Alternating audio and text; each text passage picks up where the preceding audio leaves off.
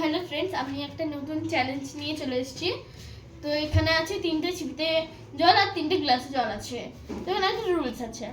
তো মা যদি ছিপি চুজ করে আমি ছিপিতে টাচ করতে পারবো না, আর মা যদি গ্লাস চুজ করে আমি যদি গ্লাস চুজ করি মা তখন ছিপিতে আমার গ্লাসে টাচ করতে পারবে না।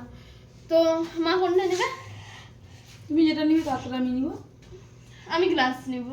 নাও তাহলে। না হাসি কি আছে না? তুমি এতক্ষণ ঢাকনা নিচ্ছিলে, এখন তোমার গ্লাসে ঠিক আছে না? 1 2 3 স্টার্ট।